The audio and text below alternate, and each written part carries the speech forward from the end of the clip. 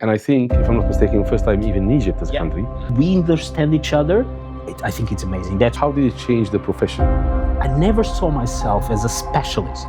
How is it different here? To say I'm specialist in not being specialist, just blah, blah, blah. Blah, blah, blah, blah. Blah, blah, blah. In a lot of fields. Generalist nowadays is almost like a TikToker. I don't think that will serve the organizations of the future. If you don't know your data, We use the AI, we use the humans that use the AI. if you don't know your information, how can you protect something that you don't know? You solve the problems of the technology that you stop talking. In a world driven by complexity, leadership needs more than technology. It needs clarity, oversight, and control to enable governed digital execution, architecting trust in the digital era. FIG Solutions lead with confidence.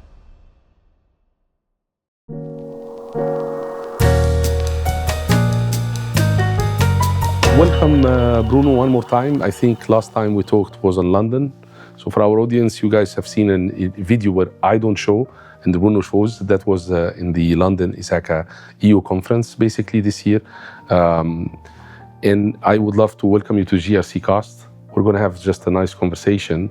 Before I start, talking into what I really want to know out of you, I want to ask you, what was your main milestones in your career that got you here, so our audience know you a little bit more? Oh, thank you, first of all, for having me. Every time we talk about milestones, we kind of think about objectives that you meet. And if there's something that I did a light in my career, if I look back, it was that I never set any objectives. And it's strange because people get motivated with objectives, but I always feel the passion of going in one good direction and always have the flexibility. I know the direction, I know the boundaries, but I don't like the sense of, let's meet these and let's get these. So if I look back, my parents always told me that I tested and I experienced all the sports because I'd never used only one. Man.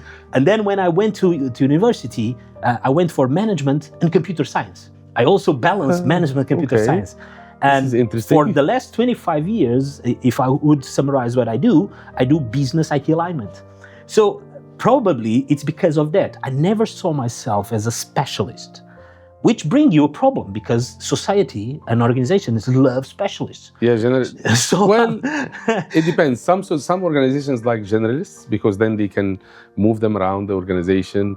And I think at some level of the organization, you are a specialist, but also you have to be a generalist more. Yes. To be able to. And that's a good message because I believe the road is in that direction. Yes. The ones that can move from one position to another, exploring, and what I was saying, because you need to be specialist in something for a period of time when people, but Bruno, you are so high ranked and what you do, what are you specialist? And I started to say, I'm specialist in not being specialist.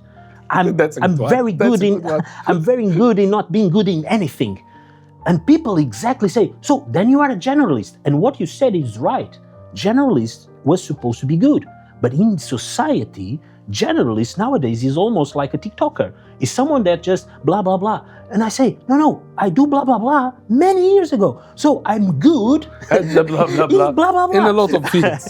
And I think that's what changed more in my career. Because I had always this sense that I was moving not to a tribe or to a group. I was always in the middle. I was not alone in the sense that I'm lonely, but I never saw myself because there are not that many people that work in the middle. Either you are specialist, either, for example, in Portugal, we have this thing, you go to university because you want to be a doctor or an engineer. Oh, by the way, in Egypt, it's the same. Yeah, it's the same. Our parents push us to be an engineer, doctor, or actually a pharmacist. So imagine the sorrow of my parents when I went to management computer science. I ended up not being either an engineer or a doctor. Then I started saying, call me an architect. And that's a nice one. That's the spirit. I think organizations have lovely specialists, technicians, operationals, but lack of architects that would be good leaders and good managers. I want to ask you something because this is your first time with us in GRC Summit. And I think, if I'm not mistaken, first time even in Egypt as a country. So how do you feel about the GRC Summit? Did you learn something new? Did you hear something new? And also, you have talked in a lot of places around the world. You have been in a lot of places, and you taught people. That means you're a people person. You see people a lot. How is it different here? Did you find something interesting? Did you hear something interesting? Well, most of the times, I think what I enjoy attending conferences all over the world is exactly the opposite, is understanding that every time we're talking about technology is exactly the same. And that's what people force, but are we different? Are we different? Yes, in industries, banks are different, insurance are different, companies are different, society is different. But technology, at the end of the day, the zeros and ones are exactly the same all over. So this sense of talking across the world, passing the same messages, and somehow the same messages being useful is what I enjoy more. So sometimes I also travel, and everyone travels a little bit to feel, we tend to feel bored where we are, and we always go outside. So probably outside is better. And it's also therapeutical.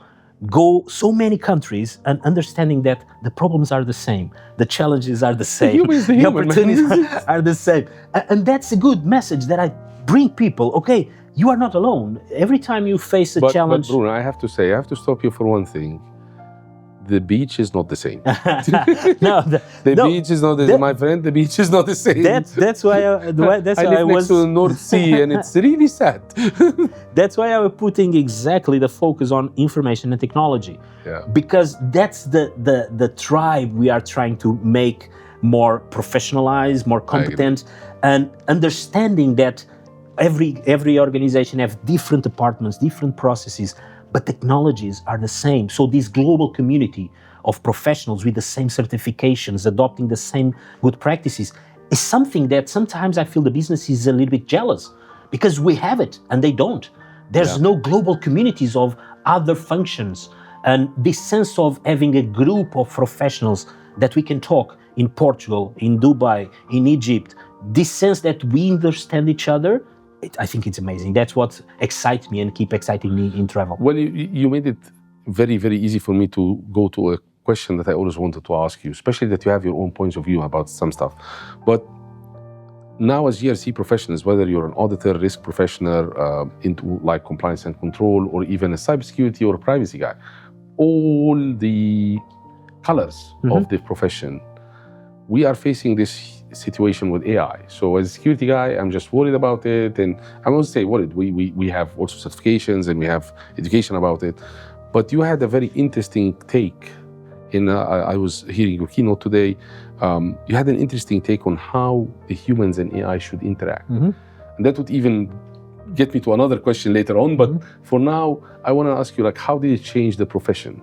For an auditor, for a risk, like, choose a profile, that's fine. And tell me, how do you think it changed the profession? Okay. Or it will, because maybe it didn't happen right now.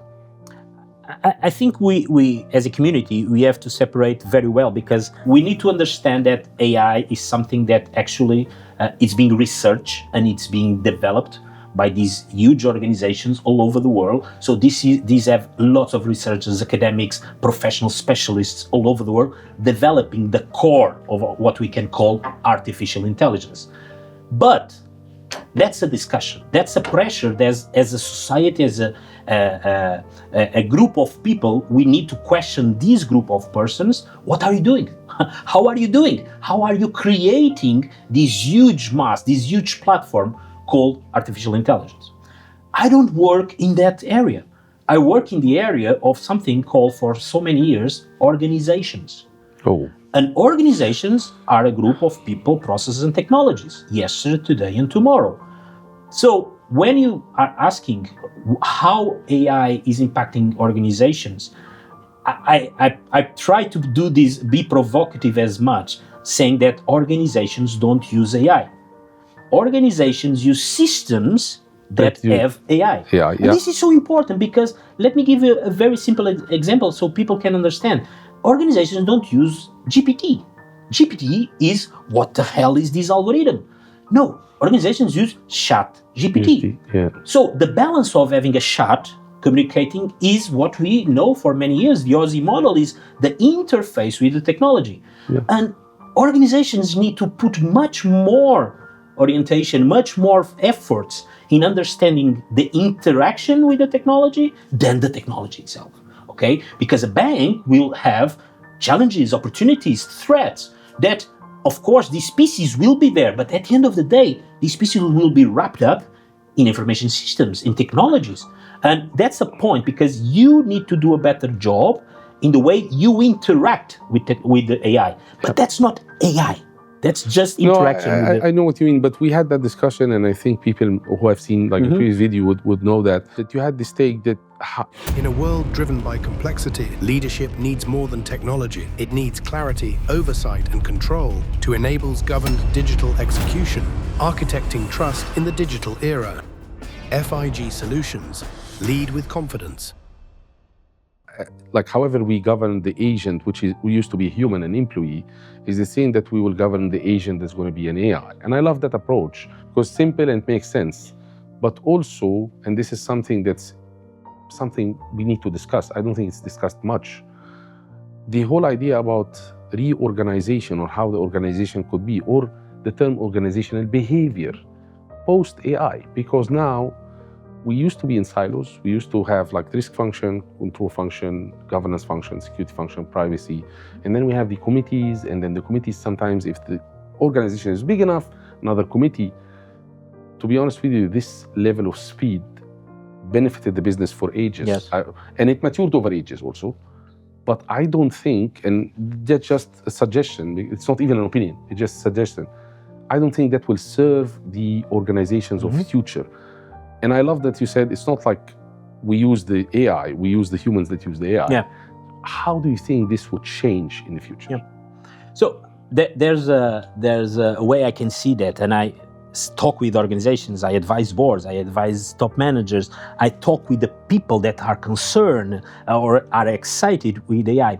But what I typically see is every time we discuss a technology, there's a huge part of hype. We know that. Yes. And this hype is coming from the industry, want us to take the best advantage of the products and services of the industry, and that's okay. But one of the impacts, one of the effects of discussing too much technology is the sense that because you are discussing a new technology, you solve the problems of the technology that you stop talking, you know? So let me give you an example. My 25 years, I started discussing IT security. And it's challenging, you know, it's just configurations. That's my life work, so I know. Okay, it's just configuration, IT security, 25 years ago.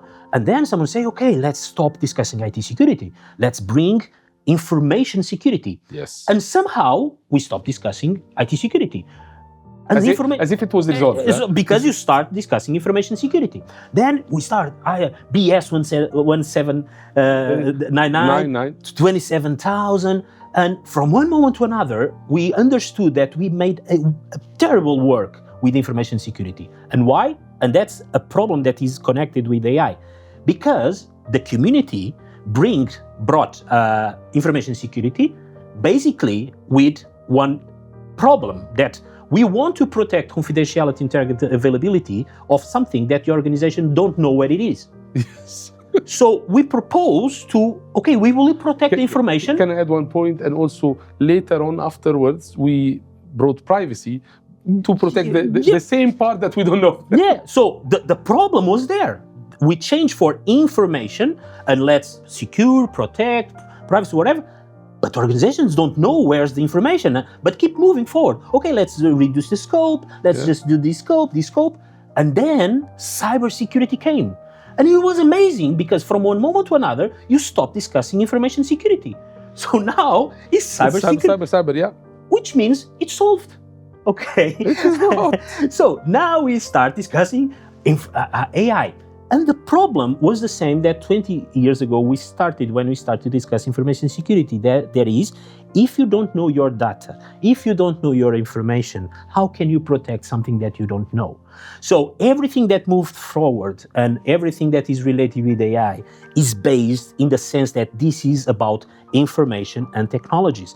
And if we really put attention on it, technology is not a competitive advantage. The competitive advantage is information, the thing that you don't know where it is. So moving forward, I think organizations keep discussing technology, and it's good to hide the huge problem that they have. That is, they don't have a corporate view most of the times of information. And part of that is connected with what you were saying. Part of that is connected with the way silos are organized. Yeah. Because every silo have their organization, their information. Most of the information is in the head of the people of mostly middle management. Yeah. The function of the middle management is to bring orientations from the top through the bottom, monitor, and through it back. So now, let's put AI in the core of information. There's no core of information. Information is not organized, it's not explicit. And some of it is experienced within the minds of people. Most of it. Most of it. But that brings me, because you mentioned something, and our time is kind of limited. The tone at the top, the very famous classical punchline. Yeah. Which, apologies, but I don't like it, to be honest. And I want to say we need to educate on all levels, even because this technology is new. And I understand that you said we need to focus on the overall picture, but I think your message is more to the board. People who are on the ground need to educate the people on top of them, and the middle management need to educate the board, and the board needs to educate itself. Sometimes it's forced by law. We were discussing earlier the DORA and NIS2, maybe not on camera, but how do you think is the best way we really educate the board and not make it a checkbox exercise? We talked about that. Or how to encourage them, to incentivize them, if that's a term. I mean, incentives is there, but I don't think with the board they should be starting, but who knows. How to make it on their priority list, that they get educated about these technologies, and that they are also willing to take the reorg from that perspective. I would say that the best teachers of boards are hackers, okay? I spent 20 years going to the boards and saying, you will be attacked, so protect yourself. And most of the times, I was wrong. Next year, I would come back, and the board would say, you see, Bruno, nothing happened. Nothing happened. You were wrong. And I say, I was just talking about probabilities and impact, which means I was talking about risk, okay? So nowadays, there's no problem. Not because they are more savvy in these topics, but because they are being attacked. So the thing that I need to avoid is to come into the boards and say, I told you so. But this is what's happening. They are learning with their own mistakes. And this, as a human, is the best way to evolve, is at least learn with mistakes. The question I think is not, what can you do to the board so not being attacked? No, all boards, all organizations are being attacked. But let me maybe scope my question a little bit because of the time. Boards tend to say, just throw more money or resources and the problem will be solved. In this case, you were even talking about organizational structure, maybe changes, and maybe behavior, which means culture, which means longer way. So it won't be resolved by throwing money and resources. Honestly, it will end up with some money and resources, but it will not be just this. This whole tone at the top will have to be a real thing with real knowledge. And basically, if you summarize, I train a lot of board and do executive education. And what boards need to do is something that they don't know, they don't do when they don't know. That is, do good questions. Boards question what they are feeling comfortable. I will question these because I know that I've been there. When they don't understand about what they are questioning, they freeze. And they will call you as a CISO to the board and say, explain, we can talk. And this is what's missing. So if we could organize this a very high idea, the questions that the board need to do are organized in 4 major domains. The first is about oversight. Is their responsibility to understand, to direct, to monitor, questions about, are we understanding what's going on? The second is about risk. Is what we are doing aligned with the perspective of risk that we have, the profile of risk? And the third is about culture. Are we doing what is supposed? Everyone is understanding their role. So these 3 are not new for any type of digital. This is what they are already doing: oversight, risk, and culture. And the next one is the interaction with the management, because if we want to understand the role of the board, we need to understand that governance and management are different things. So we need someone that makes the pressure in the management, not by replacing them, but by activating, directing them, and monitoring them. So separate governance from management is also important, because you are just there to give the direction and to monitor them. Is the management the responsibility of plan, build, run, and monitor, doing the continuous improvement? So the fourth element would be, don't put yourself in the place of the management. You have to trust them, you have to give them the questions and understand the answers, but you don't need to do their job. That's a very good answer. I would love to thank you for being with us in GRCAST, and also I hope you enjoy the rest of the GRC Summit Egypt 2026. Thank you for having me. And I hope we see you in 2027 with us. Thank you so much. Okay, thank you.